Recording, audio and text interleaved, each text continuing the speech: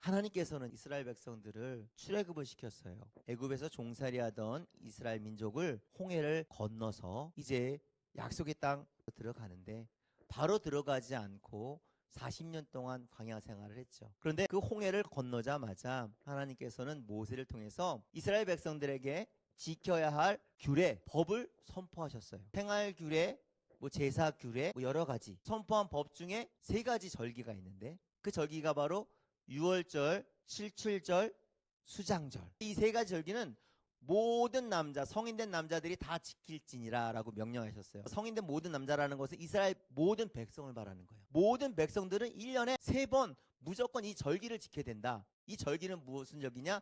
유월절. 유월절은 그 이스라엘 백성들이 홍해를 건너기 전에 6월 넘어간다. 패스오버라는 거거든요. 문설주 인방마다 어린 양의 피를 바른 곳에는 장자의 죽음이 패스오버 넘어갔다는 거예요. 그래서 그것을 기억하고 기념하며 하나님을 바라보라고 해서 6월절 절기를 지키라는 거고, 2번째 칠칠절. 칠칠절이라는 것은 또 다른 말로 맥추절, 또 다른 말로 오순절이라고 합니다. 이것은 추수에 관계된 거예요. 그래서 한 7, 8월 그 보리 추수가 다 끝날 때를 말하는 건데, 이때 하나님께서 주신 그 곡식에 대해서 감사하라.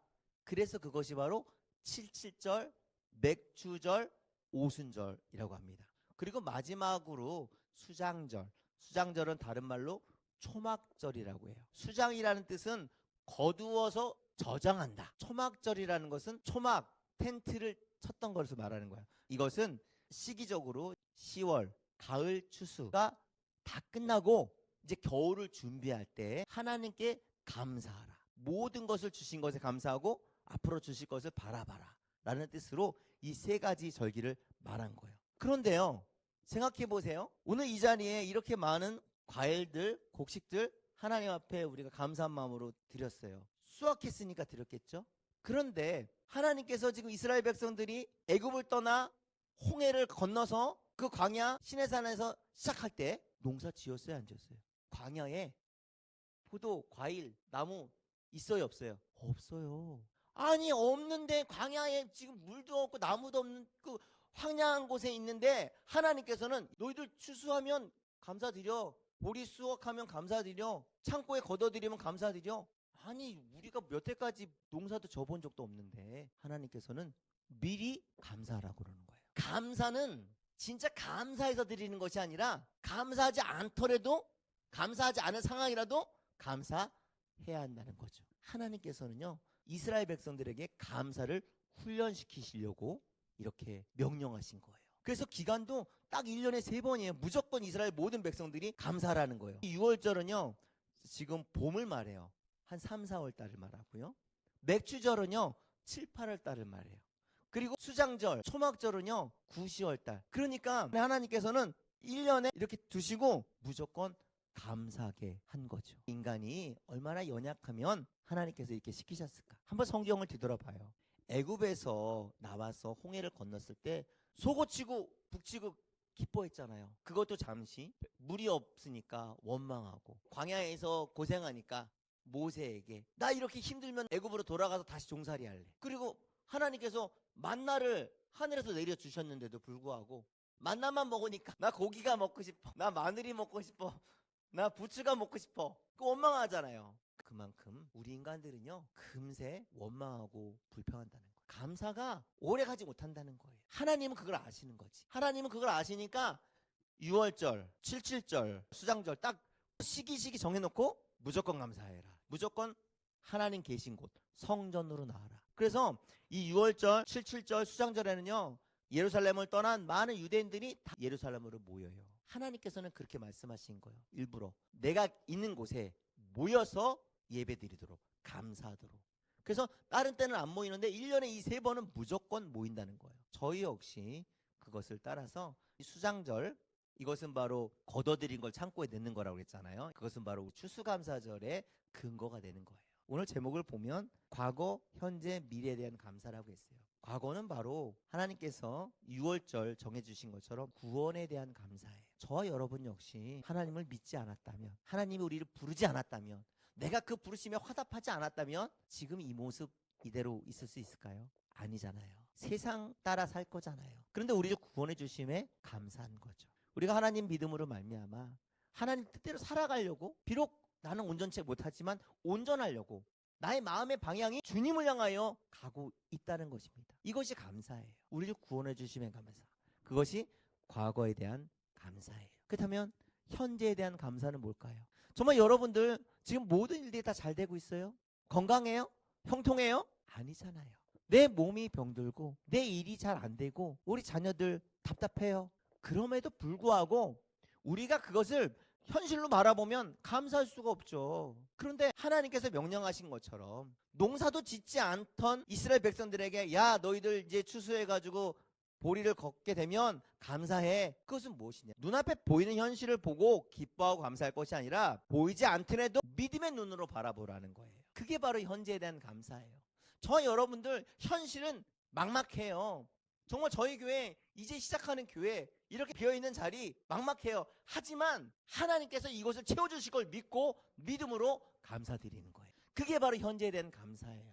저와 여러분들은 그렇게 믿음의 눈으로 바라봐야 하는 것입니다. 그렇다면 미래에 대한 감사는 무엇일까요? 하나님께서 앞으로 복 주실 것을 믿고 바라보는 거예요. 오늘 본문에도 이렇게 말하고 있어요. 네 하나님 야훼께서 택하신 곳에서 너는 이래 동안 네 하나님 야훼 앞에서 절기를 지키고 네 하나님 야훼께서 네 모든 소출과 네 손으로 행한 모든 일에 복 주실 것이니 너는 온전히 즐거워할지니라. 복 주신다는 것은 지금 준다는 거예요? 앞으로 주신다는 거예요? 앞으로 준다는 거예요. 네 손으로 행한 모든 일에 하나님께서는요 지금 우리의 삶을 지켜보시고 있는 거예요. 그리고 그것을 이루어 가신다는 거죠. 그러니 우리가 앞으로 받을 축복, 주님께서 주실 복을 바라보고 믿음으로 먼저 선포하고 감사합니다 라는 거예요. 그게 바로 미래에 대한 감사. 그렇다면 감사는 과거, 현재, 미래, 즉 항상 감사해야 된다는 거죠. 하나님이 이런 분이시잖아요. 나는 알파와 오메가요, 처음과 마지막이라. 하나님은 영원히 우리와 함께 하시며 하나님은 우리와 끝까지 함께 하십니다. 우리 역시 그러한 하나님 앞에 과거에도 감사, 현재도 감사, 미래에도 감사, 그러한 감사가 돼야 된다는 것입니다. 그러면서 오늘 본문에 보면 객과 고아와 과부와 나그네와 함께 기뻐하래요. 즐거워하래요. 이 감사는요 우리가 마음으로만 하나님 감사합니다 라고 하면 안 돼요. 옥합을 깨트린 여인, 그 여인이 얼마나 예수님에게 은혜 받은 게 컸으면 자기가 가장 귀한 옥합을 깨트려 예수님의 발에다 묻고 머리로 닦았겠습니까? 감사는요 표현해야 된다는 거예요. 말로만 감사하다 하면 안 돼요. 10절 네 하나님 야훼 앞에 77절을 지키되 네 하나님 야훼께서 네게 복을 주신 대로 네 힘을 헤아려 자원하는 예물을 드리고, 네 힘을 헤아려 자원하는 예물, 억지로 드리는 것이 아니라 감사함으로 기쁨으로 드리라는 거예요. 감사는 표현해야 된다는 것입니다. 그리고 또한 이 감사는요 나만 하나님 감사합니다 기뻐하고 즐거워하는 것이 아니에요. 내 이웃과 함께 하라는 것입니다. 11절 너와 네 자녀와 노비와 네 성중에 있는 레위인과 및 너희 중에 있는 객과 고아와 과부와 함께 네 하나님 야훼께서 자기의 이름을 두시려고 택하신 곳에서 네 하나님 야훼 앞에서 즐거워할지니라. 즉 감사는요 흘러 넘쳐서 이웃과 함께 해야 된다는 거예요. 그 이웃은 바로 누구냐? 객과 고아와 과부와 나그네 레위인, 즉 스스로 물질을 해결할 수 없는 사람들을 말해요. 그래서 우리는 함께 기뻐해야 된다는 것입니다. 함께 감사해야 된다는 것이에요. 내가 감사하다 그러면 그 감사가 표현되어야 되는 거고 그 표현이 내 이웃으로 내 주변으로 흘러가야 된다는 거예요. 그것이 바로 하나님의 뜻이라는 거죠. 과거도 감사, 현재도 감사, 미래도 감사, 늘 항상 계속 쭉 감사하라는 것입니다. 저와 여러분 모두가 다 이러한 감사의 의미를 되새기시며 주님 앞에 바로 서길 주님의 이름으로 축원드립니다. 아멘. 기도하겠습니다. 사랑하는 하나님 감사합니다. 오늘도 추수감사절을 맞이하여 주님께서 주신 말씀의 의미를 되새겨 봅니다. 하나님께서는 우리에게 감사하는 훈련을 시키셨습니다. 유월절을 통해서 칠칠절을 통해서 또한 수장절을 통해서 내 절기마다 하나님께서 베풀어 주신 은혜를 바라보며 기억하며 또한 현재 눈앞에 보이는 상황을 그대로 바라보는 것이 아니라 믿음의 눈으로 주님의 뜻 가운데 바라보며 감사하게 하시고 또한 앞으로 주실 그 축복을 바라보며 미리 감사하게 해주심에 너무나 감사합니다. 우리가 주님의 말씀 따라 훈련하며 또한 그 감사를 표현함으로 말미암아 자원하는 마음으로 기쁜 마음으로 주님 앞에 드림으로 말미암아 내 주변이 함께 기뻐하고 즐거워하는 복이 넘쳐나게 하여 주시옵소서. 나의 감사를 통하여 모든 사람들이 하나님의 백성이 되게 하여 주시옵소서. 하박국은 이렇게 고백하였습니다. 비록 무화과나무가 무성하지 못하며 포도나무에 열매가 없으며 감람나무에 소출이 없으며 밭에 먹을 것이 없으며 우리의 양이 없으며 외양간에 소가 없을지라도 나는 야훼로 말미암아 즐거워하며 나의 구원의 하나님으로 말미암아 기뻐하리로다. 그렇습니다. 주님, 내가 하박국의 그 마음으로 눈에 보이는 건 없어도 하나님으로 말미암아 즐거워하고 나의 구원의 하나님으로 말미암아 기뻐하는 자가 되게 하여 주시옵소서. 우리의 삶 가운데 주님이 주장하여 주셔서 날마다 기쁨과 감사가 넘쳐나게 해주시고 우리를 통하여 내 이웃들이 함께 기뻐하고 즐거워하게 하여 주시옵소서.